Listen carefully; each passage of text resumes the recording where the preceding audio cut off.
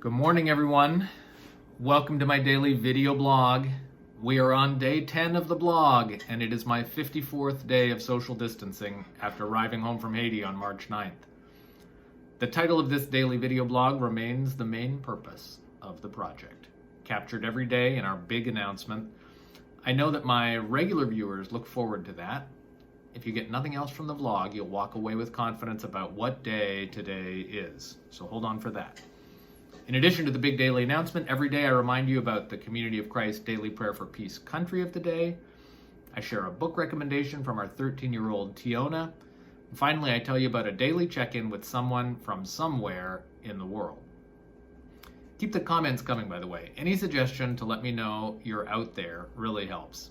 I really have a whole new empathy for our great communication specialists in the church all over the world.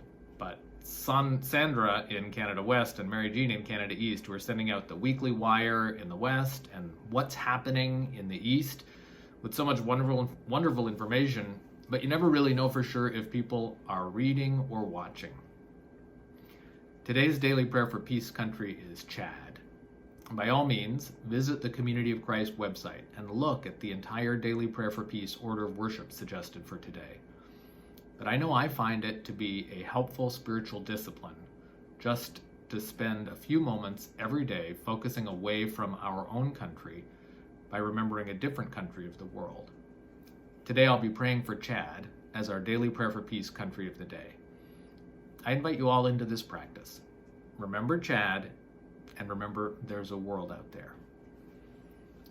Today Tiona has another book recommendation for us. The book is called Women of the Galaxy by Amy Ratcliffe, published in 2018 by Chronicle Books. Tiona says this is a really good book. Star Wars has been around for a long time, Tiona says, like since the 70s. Everyone has heard of Star Wars, but this book is a big book that talks about every woman from Star Wars. There is, Tiona adds, amazing artwork. The artists are very diverse, too. There are artists from California and Vienna, Austria. There are Taiwanese artists, Chinese American artists, artists from Toronto, and Latinx artists, just to name a few. If you're a person who doesn't know much about Star Wars, it's okay. It's not my favorite movie series either, says Tiona. Even if you don't care much about Star Wars, you still have to check out this book, if only just for the art. Tiona says this book has gotten them to the point of maybe liking Star Wars again. For 9 consecutive days, I've invited you into a little check-in or visit with a person or people from somewhere I serve in my church work with Community of Christ. Today, I thought I would do something just a little bit different with my usual check-in time. I'm feeling a little bit repentant, to be honest. I've said quite a bit about the team of us who are really working together to bring you this daily video blog. From day one, well, actually before day one, it's been a group effort. I've said a fair bit about Eliza's video production work. While Tiona hasn't appeared on camera, the contribution to the blog has been very prominent. Of course, I'm on camera every day. And meanwhile, I've kind of made a joke about Laura being the team of researchers backing up the big announcement segment. The thing is, Laura deserves so much more than to be given a joke credit for us to laugh at every day. The fact is, Laura's my partner in everything I do. She's also my editor and my wise advisor. Anyway, today, I thought since it's the weekend, I would just spend a little extra time with family for my daily check-in and bring you all a little check-in with Laura. So yesterday, Laura and I went out and found a quiet spot to just sit and visit for a bit. We started our conversation with me asking Laura, "How are you doing?" She grinned back a bit sheepishly and shot me a, "What do you think? How does it look?" To which I replied, "That's not how this works." And then I really mostly just sat and listened. Laura reminded me how fast all of this had happened, about her sitting up late with me the night before I left for Haiti, trying to figure out if it was even safe or appropriate for me to be making that trip with the emerging pandemic. As Laura says, at that time Seattle seemed a long ways away. She told me that things were going pretty well while I was gone, with Tiona in a routine for chores and schoolwork, and then I was home. It hadn't really even occurred to her until the decision was made that I'd be staying home for 14 days of quarantine. It was that next Friday that Tiona came home from school, supposedly just for the weekend, but by Sunday night they'd canceled school for what would become the rest of the year. And then we made the decision to try to get Eliza home from Canada to be with us for this, and then she was here. And of course, Laura loves having us all around, but Laura is an introvert. She recharges in those quiet times when we're all gone. That's when she gets her work done as worship planner and speaker recruiter for her congregation. In those quiet times when nobody is around, that's when she talks to her mother or to her family on those quiet days where the dishes are done and the laundry's in and there's a quiet space. For the introvert who thrives on quiet times and who likes to have things organized and planned and who loves routines, well, this has been a bit of a challenge for Laura. Of course, the leftovers don't last as long and there are more dishes, and whereas she might have left the dishes for a bit to talk to her mom or to sneak out for a while, now my office is at the kitchen table. And she says, I should ask for more help, but that's been weird too. I just keep doing the things that make it easier for everyone else to do their next thing. She has been amazing. Independent School District has made all schoolwork optional for the kids.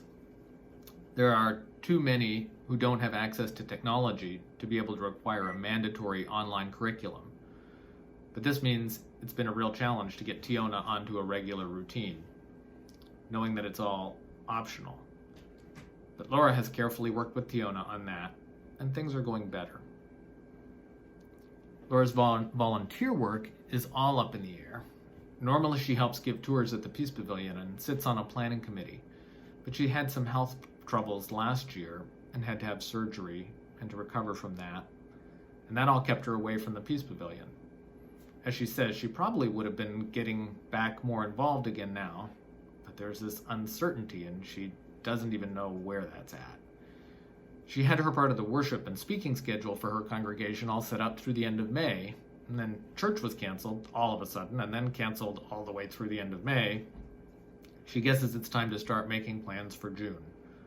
But there's just been so much uncertainty, and it's hard to know what it will look like in June.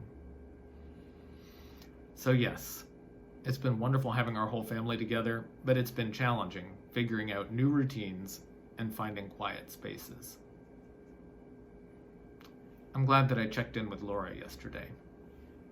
I've been so busy with work and with spending spare time with the kids or with all of us, to be honest, as I sat just listening to Laura for a while in the quiet yesterday afternoon, I realized that I haven't done nearly enough of that through this craziness. I probably wasn't doing nearly enough of that before the pandemic.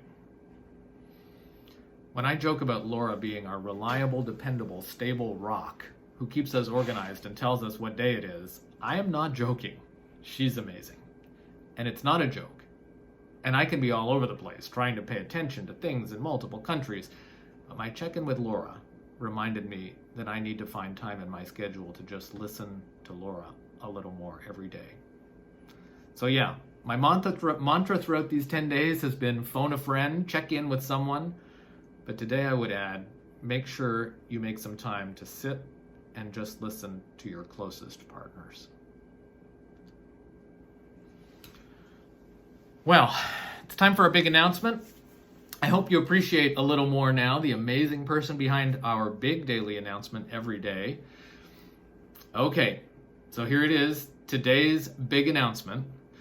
Da da da da da da da da da da da da da da da da da da. Now in this moment, now in this day, but the question is, what day is today? Wait for it.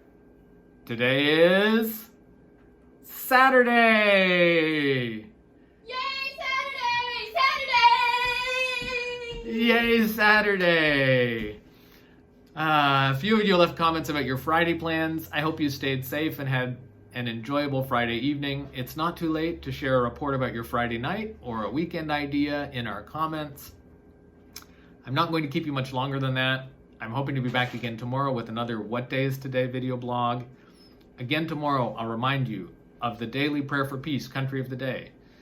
Tiona says they'll have another book recommendation, and I'll be back on the virtual road reporting on another check-in with another person to update you on how they're doing.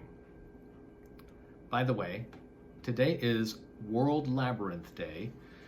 We had a lovely time a couple of years ago celebrating this with a nice ceremony at Community of Christ Temple Rooftop Labyrinth in Independence. Because of social distancing, there's no ceremony planned for this year. Laura and I snuck up to the labyrinth yesterday to see if we could safely walk a little with nobody around. We didn't find any company, which was good. I'll put a couple of our pictures down in the comments on Facebook. And you can also download a finger labyrinth from Community of Christ webpage.